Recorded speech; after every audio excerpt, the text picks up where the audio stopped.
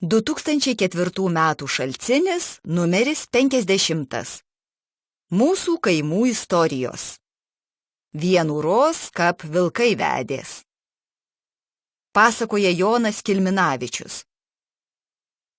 Vienūros ant kabelių pusį, kur samanyje vilkai vedės.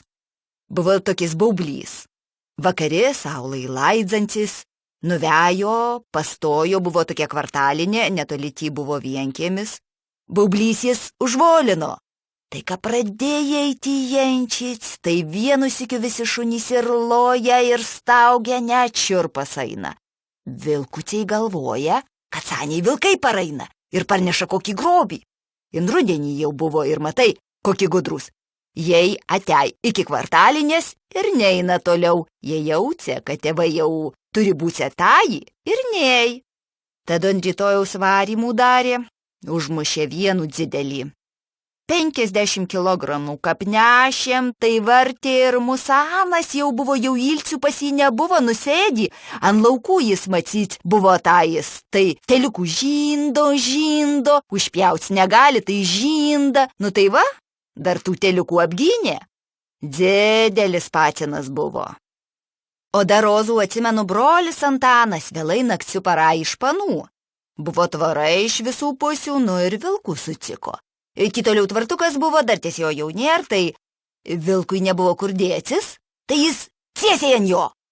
Tai skapu užrėkė ir vilkas užrėkė, tai vienu balsu abudu užrėkė. Tai buvo paskasis vilkas po tvartu, tik mėšlas praskas buvo likis, nu būti ištūsė avis, ne vienam ištūsė.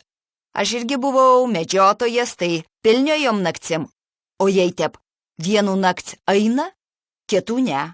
Vienu eina per kaimų, kitų ne. Jei nieko nežūrai, ganos avis atei puola ir viskas nežūro, nei piemenio, jei buvo labai insidrasinį.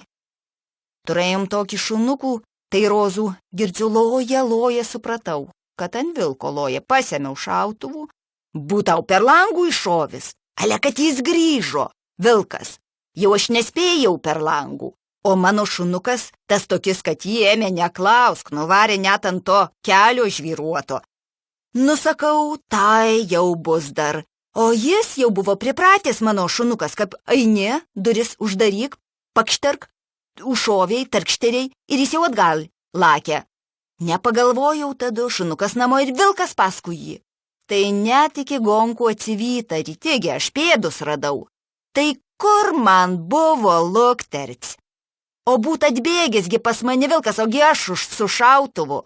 Ir dar kap susmislinu, tai durno būta. O tų šunukų mano vilkai kasant bulves nusviliojo, apsupo ir užpjovė. Oi, gaila buvo.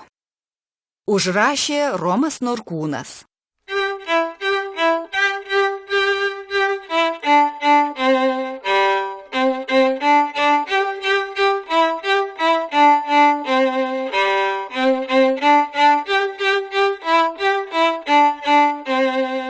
Apie naktigonę ir vilkus, pasakoja Romualdas Volungevičius iš Musteikos kaimo.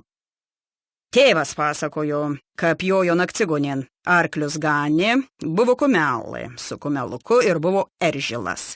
Ir šautuvų turėjo tadu, ir būdavo tokie parakiniai šautuvai užtaisomi per vamzdį.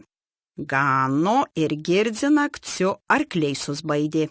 Pamatė vilkų. Arkleigi jau saugo kumelukų ir senis kokis tai sako, nešaukim, pažiūrėkim, atseit, kad jo jau eržilas apgins visus nuo vilko.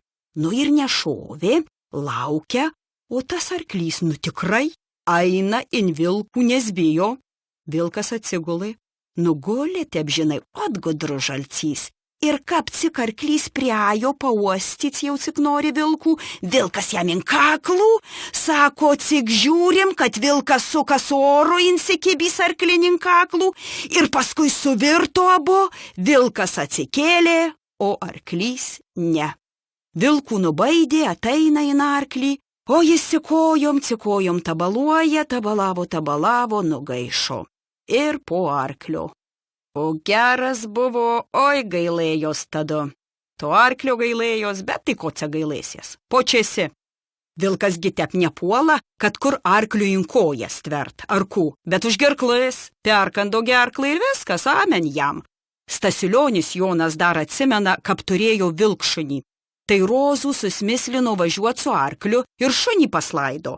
Tai ciek už vartų išvažiavo ir ta šupas stvėrė arklio už kaklų, apdraskė, tai šeimininkas musino grįžt ir pririšt šunį.